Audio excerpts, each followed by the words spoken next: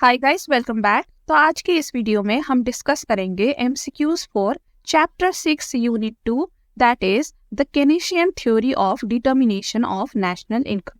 तो चलिए स्टार्ट करते हैं। Question number 1, in the Keynesian model equilibrium aggregate output is determined by a aggregate demand, B consumption function, C the national demand for labour या फिर D the price level. देखिए, केनेशियन model में हम equilibrium aggregate output में कब reach करते हैं? जब हमारा एग्रीगेट डिमांड एग्रीगेट सप्लाई के बराबर होता है, राइट? जब ये दोनों कर्व्स मीट करते हैं। अब देखिए, शॉर्ट टर्म में या वेरी शॉर्ट टर्म में आपका जो एग्रीगेट सप्लाई है ये रिलेटिवली फिक्स्ड रहता है, ठीक है। सो जो चेंज होता है वो है आपका एग्रीगेट डिमांड, राइट? सो कीन्स का मानना था कि शॉर्ट पीरियड में या शॉर्ट टाइम में हम एग्रीगेट डिमांड को इन्फ्लुएंस करके अपना इक्विलिब्रियम एग्रीगेट आउटपुट को चेंज कर सकते हैं। सो इसलिए यहाँ पे आपका आंसर होगा ए, एग्रीगेट डिमांड। देखिए, शॉर्ट टर्म में एग्रीगेट डिमांड का ज्यादा इन्फ्लुएंस होता है एग्रीगेट आउटपुट में, इक्विलिब्रियम एग्रीगेट आउटपुट में, as compare to aggregate supply, ठीक है। तो इसलिए जो इक्विलिब्रियम आउटपुट डिटरमाइन करता है वो आपका एग्रीगेट डिमांड होता है। Question number 2, Keynes believed that an economy may attain equilibrium level of output, A, only at the full employment level of output, B, below the full employment level of output, C, only if prices were inflexible, या फिर D, A and C above। देखिए, जैसा कि हमने कहा कि equilibrium level of output कब होता है? जब आपका एग्रीगेट डिमांड कर्व और आपका एग्रीगेट सप्लाई कर्व मीट करते हैं, राइट? अब जरूरी नहीं है कि ये हमेशा full employment level of output में ही मीट करे, ठीक है। ये below the full employment level of output में भी मीट कर सकते हैं इन सिचुएशंस सच एज कि आपका एग्रीगेट डिमांड कम हो, ठीक है। तो वहां पे ये बिलो फुल एम्प्लॉयमेंट में मीट कर सकते हैं। सिमिलरली, अगर मान लीजिए इकोनॉमी में वॉल्यूंटरी अनएम्प्लॉयमेंट हो, ठीक है, तो इन दैट केस ऑल्सो ये below the full employment level of output में मीट कर सकते हैं। So economy may attain equilibrium below the full employment level of output also, not necessary कि only full employment में ही हो, ठीक है। So correct option is option B. Question number 3. According to Keynes, consumption expenditure is determined by A, the level of interest rates, B, extent of government taxes and subsidies, C, disposable income, या फिर D, autonomous investment expenditure। देखिए, Keynes का मानना था कि consumption expenditure is a function of disposable income. आपके पास कितना income है उसमें डिपेंड करता है कि आप कितना कंज्यूम या फिर खर्च करते हो। अगर आपकी इनकम इंक्रीज होती है तो उसका सर्टेन परसेंटेज आप खर्च करने में भी लगाते हो, ठीक है। So consumption expenditure is determined by disposable income. Question number 4, the marginal propensity to consume MPC can be defined as A, a change in spending due to change in income, a change in income that is saved after consumption, C, part of income that is spent on consumption, या part of income that is not saved।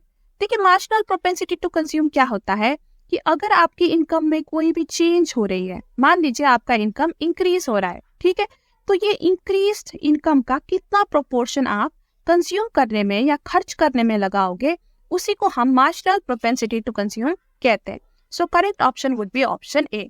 For instance, मान लीजिए अगर आपका marginal propensity to consume 0.8 है और आपकी income increase हुई है बाय ₹100, तो इसका ये मतलब है कि आप 80 रुपए खर्च करने में, कंज्यूम करने में लगाओगे। ओके, चलिए, so let's move on. Question number 5, if the consumption function is expressed as C is equals to A plus BY, then B represents, देखिए ये कंजम्पशन फंक्शन में C क्या होता है? C is total consumption, right? A represent करता है आपका autonomous consumption, B represent करता है आपका, क्या रिप्रेजेंट करता है? Marginal propensity to consume, and Y आपका रिप्रेजेंट करता है आपका डिस्पोजेबल इनकम, ठीक है।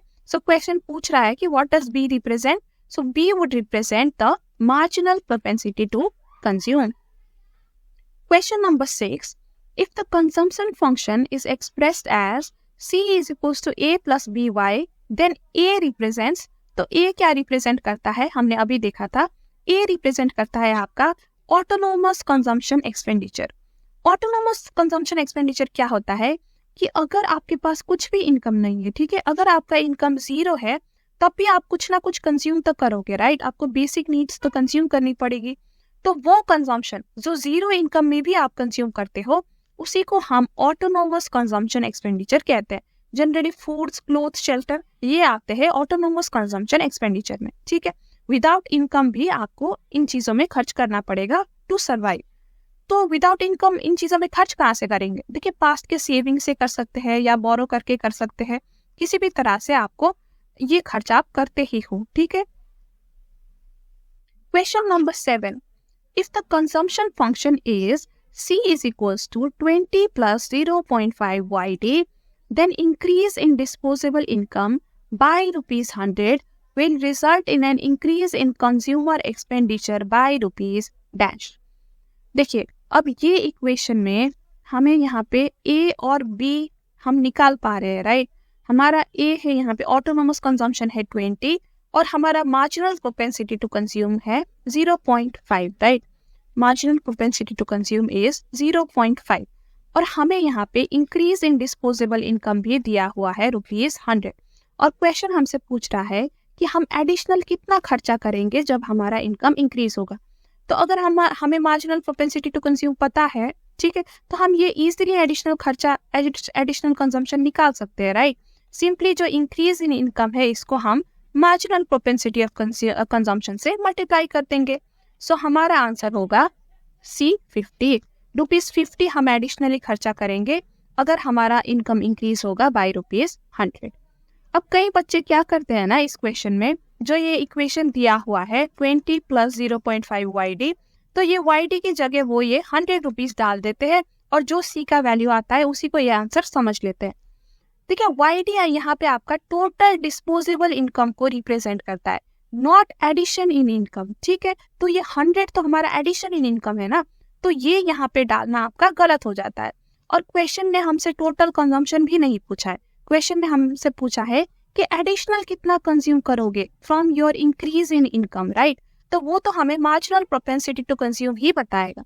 तो सिंपली हम जो मार्जिनल अपना प्रोपेंसिटी टू कंज्यूम है इसको एडिशनल इनकम से मल्टीप्लाई कर दो, so that will be the additional consumption that you would make from the additional income. Okay. Question number 8. If the autonomous consumption equals rupees 2000 and the marginal propensity to consume equals 0.8, if the disposable income equals rupees 10,000, then total consumption will be, तो देखिए अब ये question में हमसे total consumption मांगा गया है, right, और हमें टोटल डिस्पोजेबल इनकम भी यहाँ पे दिया हुआ है। तो अब हम वो फॉर्मूला यूज कर सकते हैं, C is equals to A plus B YD, right? So A यहाँ पे है autonomous consumption, that is your 2000, right? B आपका marginal propensity to consume हो गया 0.8 और आपका total disposable income यहाँ पे दिया गया है 10,000, right? तो इसको हम solve करेंगे, 2000 plus 0.8 into 10,000 would be 8,000, right? So यहाँ पे आपका आंसर आएगा 10,000. Correct option is option C. Question number 9. In the Keynesian cross diagram, the point at which aggregate demand function crosses the 45-degree line indicates the A.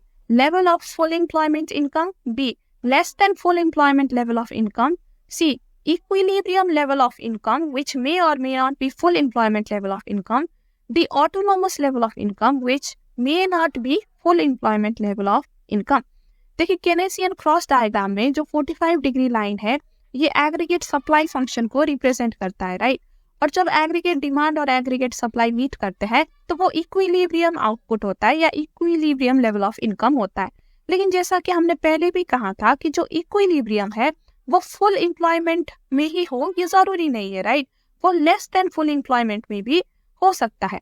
तो यहाँ पे आपका correct option would be option C कि हाँ वो equilibrium level of income को represent करता है लेकिन which may or may not be full employment level of income. Question number 10.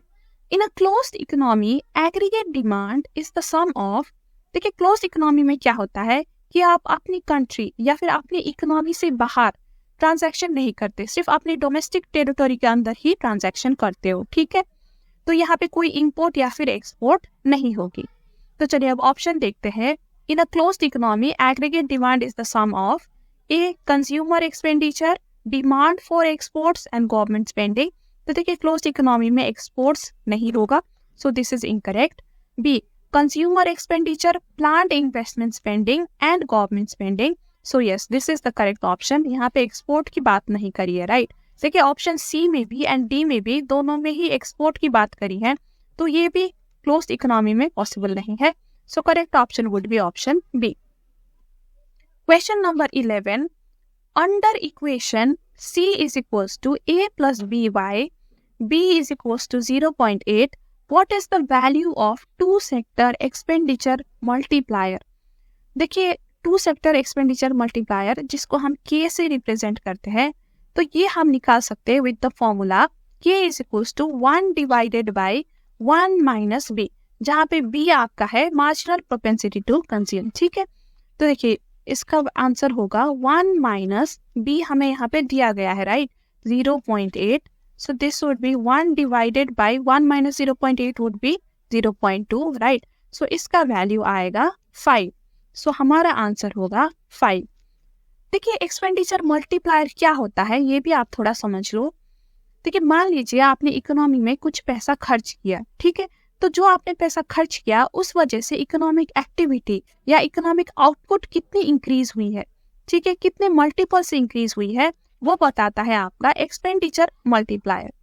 देखिए क्या होता है ना, अक्सर जब आप पैसा खर्च करते हो इकोनॉमी में तो वो आपको रिपल इफेक्ट देता है, यानी कि कई गुना आपका आउटपुट, आपका नहीं मतलब पूरा इकोनॉमी का आउटपुट बढ़ा देता है, ठीक है। मान लीजिए जैसे कि गवर्नमेंट ने कुछ इंफ्रास्ट्रक्चर प्रोजेक्ट में खर्चा किया, राइट, तो अब इससे क्या होगा, जो लोग ये प्रोजेक्ट में डायरेक्टली इन्वॉल्व थे उनका इनकम बढ़ेगा, राइट, उनका इनकम बढ़ेगा तो ये ज्यादा डिमांड करेंगे चीजों की, तो ये डिमांड को सप्लाई करने के लिए सप्लायर जो है अपना आउटपुट इंक्रीज करेगा, राइट। तो इस तरह से एक चेन इफेक्ट या रिपल इफेक्ट होता है। और थोड़ा सा पैसा खर्च करने में भी कभी कभी देखा जाता है कि आउटपुट ज्यादा मल्टीपल से इंक्रीज हुआ है। देखिए जैसे कि यहाँ पे अगर 5 आया है आपका आंसर, यानी कि अगर आप 1 रुपए खर्च करोगे तो आपका इकोनॉमिक आउटपुट इंक्रीज होगा बाय ₹5, ठीक है। तो इसका यही होता है एक्सपेंडिचर मल्टीप्लायर। आई होप आपको थोड़ा सा तो समझ आ गया है ना। सो आपका एमसीक्यूज भी यहीं पे आई थिंक खत्म हो गया है, जो इंस्टीट्यूट वाले एमसीक्यूज है। अगर आप ऐसे ही एमसीक्यूज प्रैक्टिस करना चाहते हो तो आप हमारे मॉक टेस्ट भी अटेम्प्ट कर सकते हो। हमने एक बंडल निकाला है मॉक टेस्ट का, जहाँ पे आपको 2 सेट्स ऑफ मॉक टेस्ट मिलेगा, जो आप घर बैठे बैठे अपने लैपटॉप में या फोन के थ्रू प्रैक्टिस कर सकते हो। देखिए ईच सेट में आपको 100 क्वेश्चन मिलेगा, ठीक है, जो आपकी इंस्टीट्यूट की न्यू सिलेबस है, जिसमें ईच चैप्टर की वेटेज जो दी गई है, तो उसी हिसाब से हमने क्वेश्चंस बनाया है। क्वेश्चंस काफी चैलेंजिंग है, आपको करने में मजा भी आएगा, और हर टेस्ट के एंड में आपको आपका स्कोर भी दिख जाएगा, तो इससे आपको अपनी प्रिपेयर्डनेस लेवल भी पता चलेगी। स्कोर देखने के बाद आप टेस्ट को रिव्यू कर सकते हो, कौन से क्वेश्चन आपने राइट किया, कौन सा रॉन्ग किया, ये सब देख सकते हो। हर क्वेश्चन के पीछे आपको एक्सप्लेनेशन भी मिलेगा, वो भी आप पढ़ सकते हो और अपने डाउट क्लियर कर सकते हो। और ये बंडल आपको अवेलेबल है सिर्फ 120 रुपीज में, बहुत ही नॉमिनल प्राइस हमने रखा है ताकि सब अफोर्ड कर पाए। और इसकी 180 डेज की वैलिडिटी है, यानी कि 180 डेज में आप कभी भी टेस्ट ले सकते हो, और टेस्ट लेने के बाद आप बार बार रिवाइज भी कर सकते हो। 180 डेज के अंदर आप कभी भी लॉग इन करो, रिवाइज करो, देखो आपने कहाँ पे पहले रॉन्ग किया था, सारे एक्सप्लेनेशन पढ़ो, तो ये सब आप कर सकते हो, ठीक है। टेस्ट का लिंक जो है आपको डिस्क्रिप्शन में मिल जाएगा। और आपको कोई भी क्वेरी हो टेस्ट के रिलेटेड या ऐसे भी कोई क्वेरी हो तो आप मेरे ईमेल आईडी में मुझे कांटेक्ट कर सकते हो, या फिर आप हमारे टेलीग्राम चैनल भी ज्वाइन कर सकते हो, इसका लिंक भी आपको डिस्क्रिप्शन में मिल जाएगा। So with this we come to the end of the video. अगर आपको वीडियो यूजफुल लगी हो तो लाइक करिएगा, शेयर करिएगा अपने फ्रेंड्स के साथ भी, और चैनल को सब्सक्राइब जरूर करिएगा, क्योंकि we will be back with another video soon. अगर आपको इसी तरह से बाकी चैप्टर्स के ICAI MCQs डिस्कस करने हैं तो हमने अलग से प्लेलिस्ट बनाया हुआ है, ठीक है, बिजनेस इकोनॉमिक MCQs करके, तो आप वो प्लेलिस्ट विजिट कर सकते हैं। अभी तक चैप्टर 6 तक के हमने MCQs वहाँ पे डाले हैं, और हम धीरे धीरे करके बाकी चैप्टर्स भी डालेंगे और प्लेलिस्ट को कंप्लीट करेंगे। ओके, सो मिलते हैं आपसे जल्दी ही, तब तक के लिए bye bye and take care.